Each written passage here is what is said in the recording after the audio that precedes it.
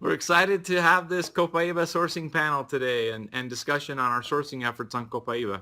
My name is Ben Platt. I'm the Director of Strategic Sourcing Development for doTERRA. Joined with me are Eric Pahonki, the Sourcing Manager for all of Latin America, and Vishnu Adhikari, the Director of our Co-Impact Sourcing Program. Welcome, my friends. How are you both doing? Doing great. Thank you for setting up this panel. Hi, Ben. Doing great. Thanks for this opportunity. Good, great, awesome. This is one of my favorite topics, COPAIBA, sourcing COPAIBA in the Amazon. So I'm excited to pick your brains and learn from you and share some experiences and insights from our work over the last several years in the Amazon. Eric, why don't you go ahead and give us an update? How are things in the Amazon? How are things going, and what are things like today? Amazon is doing great as usual, but people from Amazon and the Amazon state specifically are suffering with the COVID-19 as many other cities in the world. And some of our COPAIBA harvesters are facing some challenges right now because they used to sell their product, their oil, in farmers market, some of them, in some other kind of market in the city. But because of the COVID-19, they're not able to commute to the city. So they're facing some challenges to put their product in the market. But happily, we as doTERRA, we're consuming some volumes and we're purchasing from some COPAIBA harvesters from some communities in Amazon.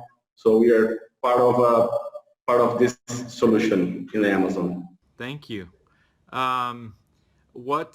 How is it from your perspective?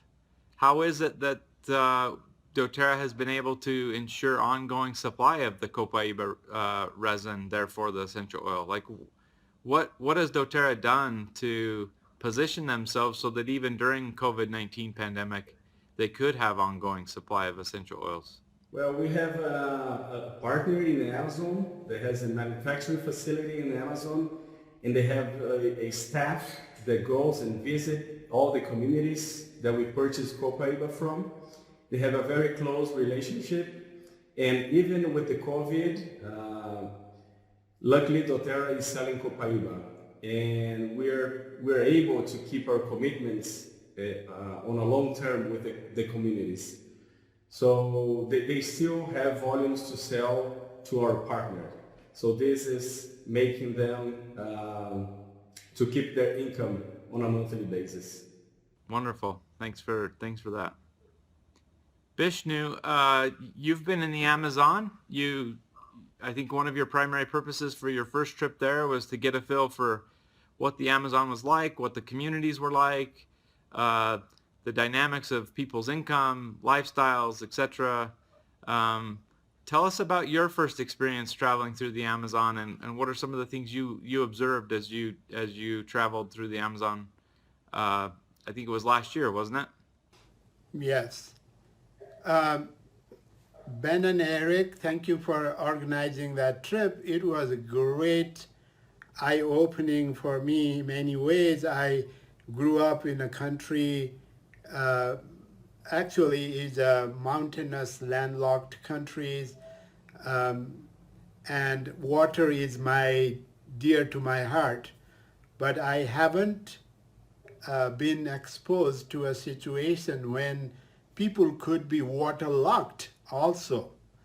Amazon area, though, is very rich in natural resources, forest and biodiversity, one of the richest in the world. At the same time, there are people living in those areas trapped around by water. And because they are in those isolated rural communities, they either have to have a boat to travel to the city, otherwise they are stranded in those communities. Whereas in a mountainous country like where I grew up, people can walk to the next city or the village. But there, because of the water, they cannot walk. They are there. And their situation and their opportunities are limited. And that's one aspect of the learning of my visit. But people are people.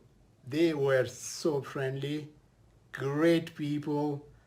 I mean, they needed help, but at the same time, they were not asking for things. They were for a sustainable solution to their problems. And I learned a lot, and I grew appreciating the humanity as a whole. Good points. The Amazon is many square miles wide. I think several 100,000 square miles both wide and long. It's a vast forest, the largest rainforest in the world, and the complexity of all of the rivers and the networks. It's hard to describe until you experience, like you said, Vishnu. It's really difficult to describe how complex, how intertwined, how much life in the Amazon centers on the river, all of the different, the main river and all of its different tributaries. And as you described so well, Vishnu, you cannot, it's very difficult to describe that, but once you experience it, and you'd only need to experience once, it really highlights how much the river is an integral part of their life, isn't it? Just adding to your comment, man, the Amazon territory represents 59% of the Brazilian country, the whole territory of Brazil. So it's humongous. It's very big, very extensive. Like you said, many rivers. It's amazing. It's an amazing place. Thanks, Eric. Vishnu, in a setting like that, what are some of the challenges that you can envision from your perspective as Director of Co-Impact Sourcing of implementing a co-impact sourcing program? A couple of things I observed in our trip there. Because doTERRA is sourcing COPAIBA from those communities, we have started helping them generate their own resources. Of course, they are not in a position at this point of time to meet all of their needs from that particular business, but it's a great support to them. And as Eric mentioned earlier, they have other smaller enterprises of growing vegetables and selling it to the market, and COPAIBA is a substantial source of their income. At the same time, because where they are located, as I mentioned, trapped between the rivers and smaller territories and very isolated locations, their opportunities are limited. So, their opportunity to have access to education, health, clean drinking water, and other basics of life is limited because it's hard for public facilities to get there. So it was a really good experience and opportunity for us to invite 3 of the great dentists to take with us in our trip. Dr. Richard Francis and Eric Swenson were from Springville Dentistry in Utah, and Dr. Carlos joined from Brazil, and 3 of them worked together, and we supported them in their effort, traveling to 11 different isolated communities by boat. Many of those people who we served never saw a dentist in their life. Yeah. Few of them had their teeth decayed to the bones. And with the abscess and pain, the teeth was there, and they have to continue to live with those situations. So what a privilege for Eric, Ben, and me to be part of that effort to assist them get some relief out of that pain. And we have some great example of people that we met in that trip and be able to serve. I would like to go back and give a regard, my personal regard, and big thank you to the doctors who participated.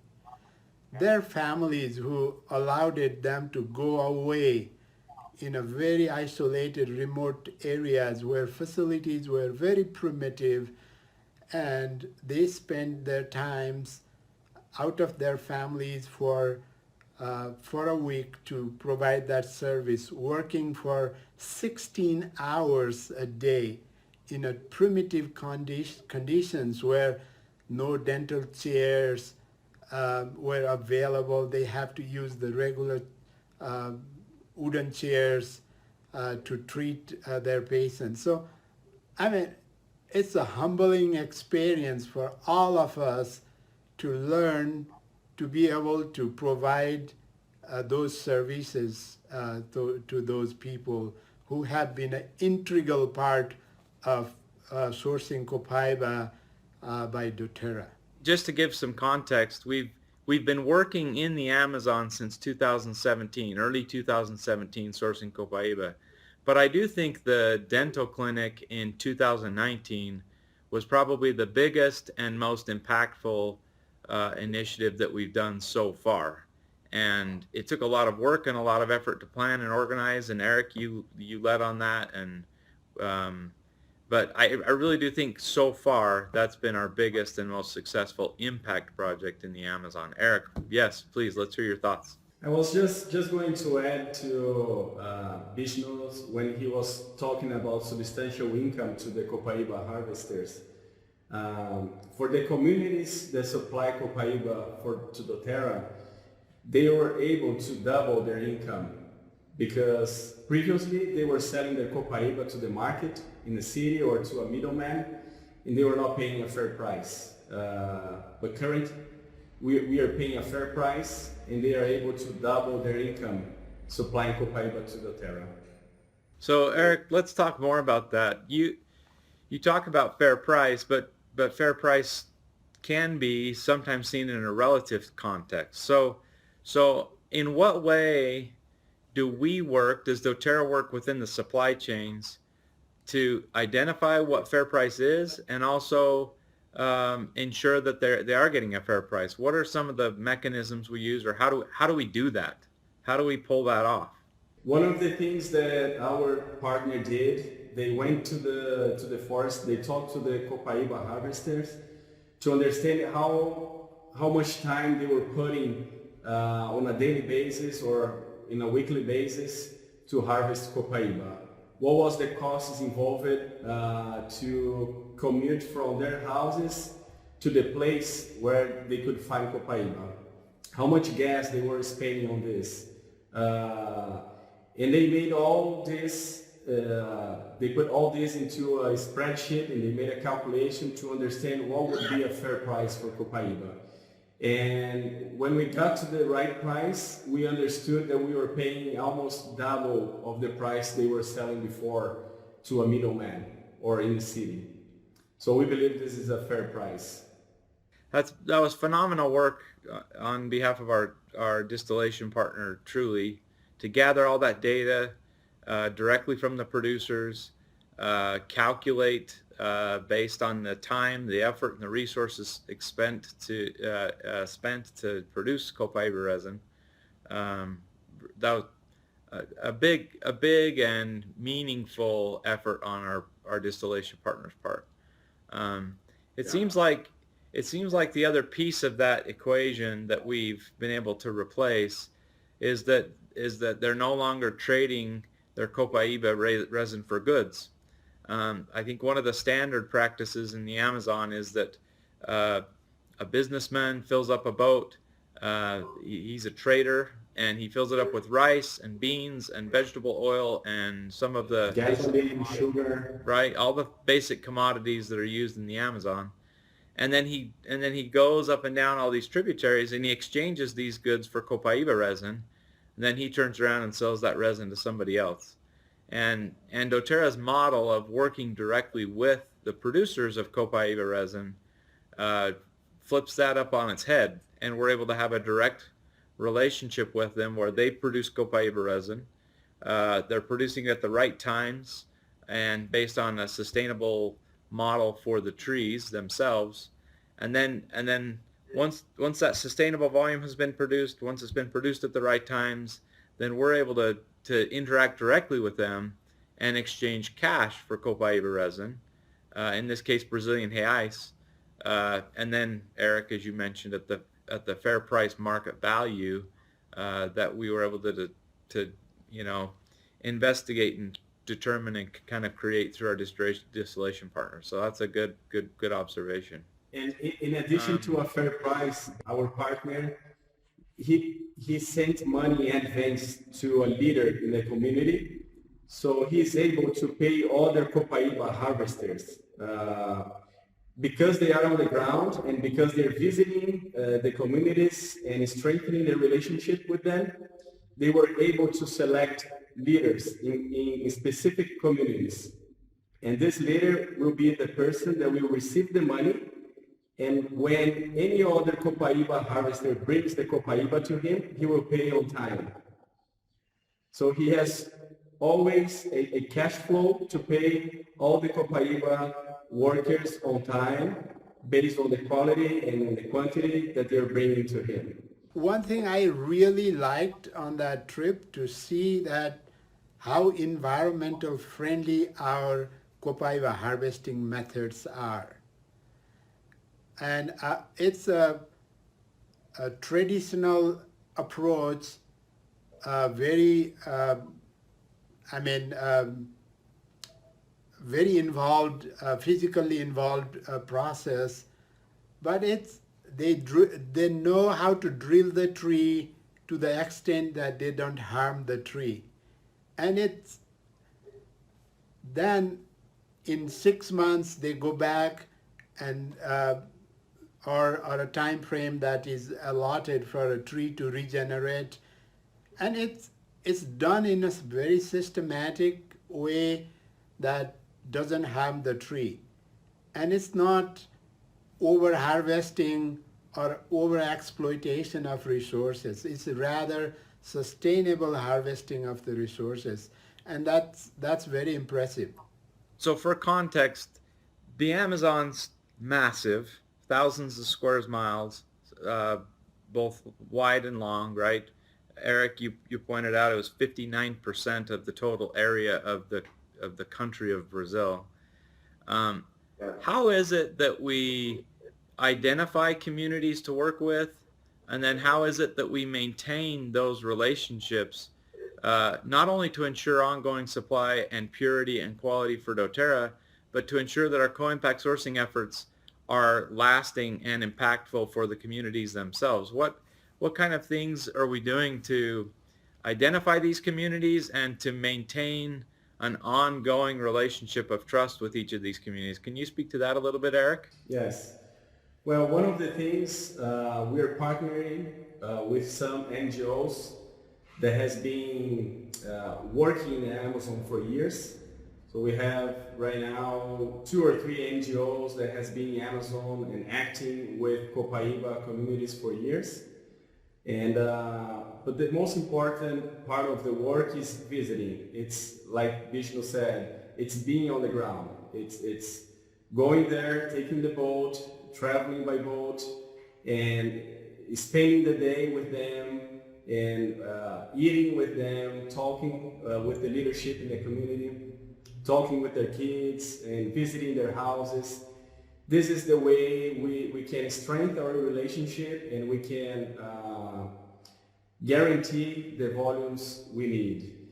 And by having this kind of relationship, they will refer us to other communities. They will say, hey, please visit our friends in the other margin of the river, or please go and visit this specific community because we trust you guys. We know that we are paying a fair price. You're not doing a spot purchase, but it's a long-term relationship. So just pretty much being on the ground, visiting them, talking to them, and things will spreading by itself, organically. Eric, what does travel look like for you based in Brazil in order to get to some of our harvesting areas in the Amazon? I have some advantage as compared to you, but it's a long travel. Even being in Brazil, usually I take a flight from the city where I live in São Paulo, in the southeast of Brazil, and it's a 5 to 6 hours flight to both Manaus or Belém.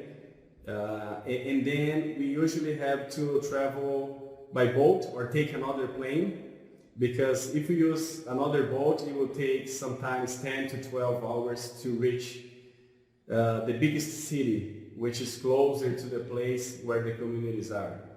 And the last visit I did to a community in the Amazon, I took this five hours flight, and then when I reached Belém, I took another 2 hours flight to Sănătatea, and then we took a boat in the night, and it was a 10 to 12 hours boat trip down the Amazon River, and then we reached a city called Uleiurilor. And from this city we take a speedboat for another 2 hours to go to a place called Nyamunda, and then we reached the community. But to go to the place where the COPAIBA, where we can find the COPAIBA trees, we have to do another 2 hours trip in a very small boat. So usually takes 2 days to reach the COPAIBA place, and a day and a half to reach the communities. So for you it will be almost double coming from US. Bishnu, from your perspective, what does the future look like with our co-impact sourcing efforts in the Amazon? What are some of the opportunities for impact that you've noticed that we still can do in the Amazon to benefit the harvesters that we're working with, and frankly to help them help themselves continually climb forward and progress in their own personal lives? What are the opportunities that are out there?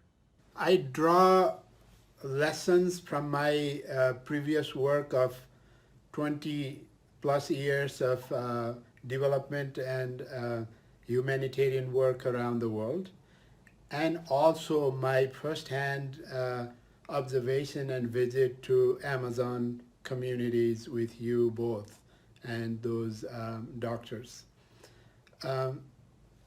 All developing societies, smaller communities, are lacking the most basics: clean drinking water, primary health care, quality primary education.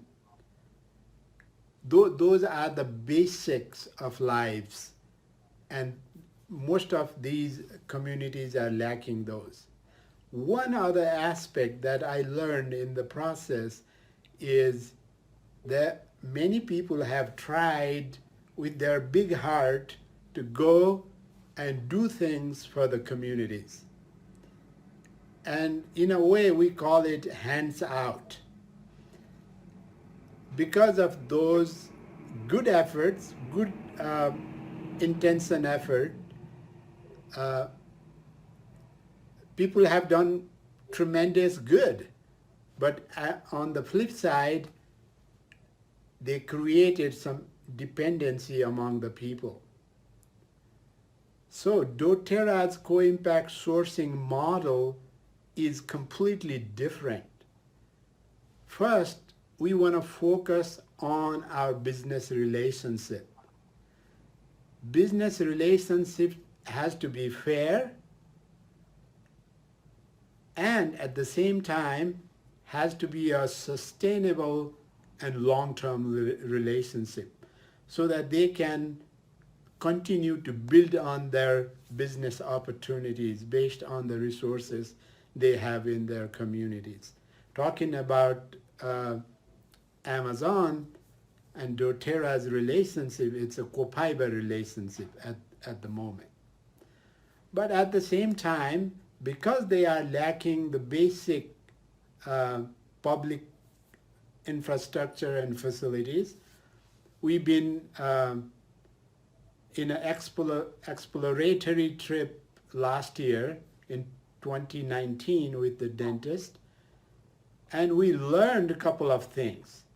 To be able to do a sustainable impact in their communities, we have to work with people, we have to work with the resources and technologies they have, and try to help them improve on those technologies that their lives become easier. Though it was a short dental service providing trip, we always had in our mind a sustainable plan for it. That's the reason we visited local dentists in the area, worked with them, established a relationship that when we are not able to go, they may be able to go.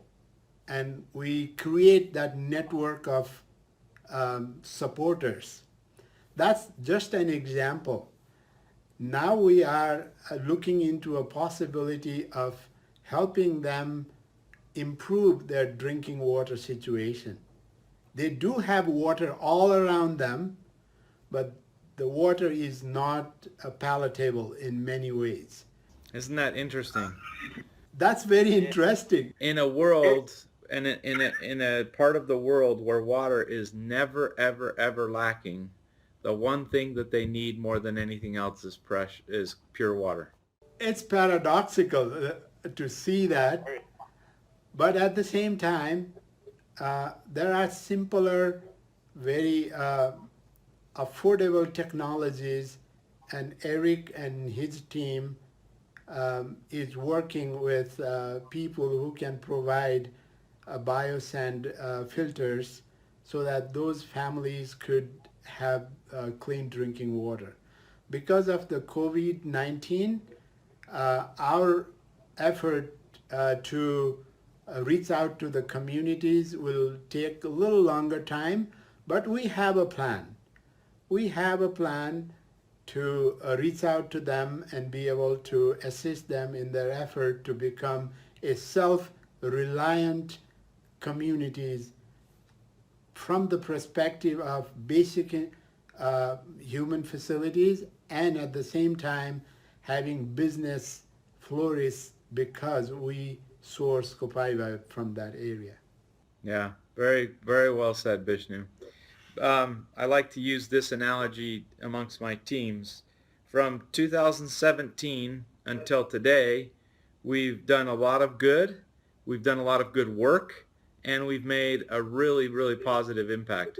But Eric, from your perspective, what do we have to do to advance the ball, so to speak, in the next 2 to 3 years? What are some of the projects, what are some of the initiatives that are on your radar, that are on your mind, that will help substantially move the ball forward, move our efforts forward relative to sourcing COPAIBA from the Amazon, but maybe more importantly and with emphasis, doing it in a co-impact sourcing model, following the principles, some of the principles of which Vishnu's outlined today. What do we do to move this thing forward in the next 2 to 3 years?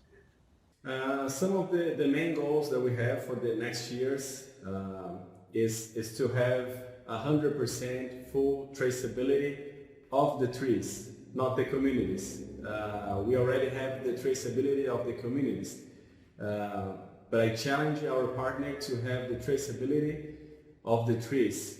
For sustainable harvesting. Yes, yes.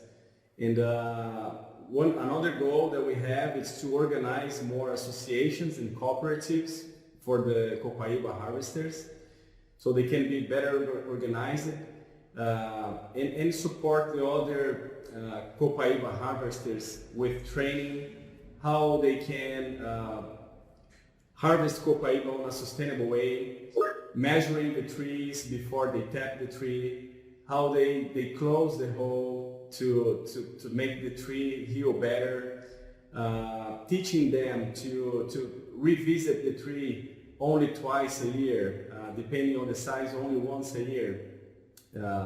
So the tree will be able to produce more copaiba. So things like that are on our radar. In addition to what Vishnu said, providing clean water, providing education, helping the community to improve their structure on a social way, on a finance way. Very well said, Eric, and I like the emphasis you put on that because truly that is the only way to make a meaningful impact in these communities. And frankly, that applies to all of our communities. Vishnu, you had a thought? Just to add on that, being at the source, we will be able to know the people, know their needs and aspiration, and be able to help. Also, being at the source, we can ensure that the purity of the products, the environmental sustainability of how the products is harvested or collected. I mean, it's so vital for our business to be at the source. And this is one of the prime criteria for co-impact sourcing. And it's great that our partners on the ground understand this important principle, and they are supportive of what we are trying to do. Great thought. Thank you, Vishnu. And I know Eric feels the same way, but we both appreciate your leadership and your vision in helping not only establish, helping continue to establish the co-impact sourcing program, but then helping to continue to move that forward, helping to push and advance the principles, the ideas, and the actions that have allowed us to do so much good in the world. So thank you, Vishnu, for all that you do, and thank you both for this call. COPAIBA and the Amazon will always have a special place in the heart. In my heart, it has a special place in the doTERRA community. It's impacting the lives of thousands of COPAIBA harvesters, and on the clear other side of the spectrum, it's impacting wellness advocates all over the world who now get to enjoy the benefits of using COPAIBA essential oil.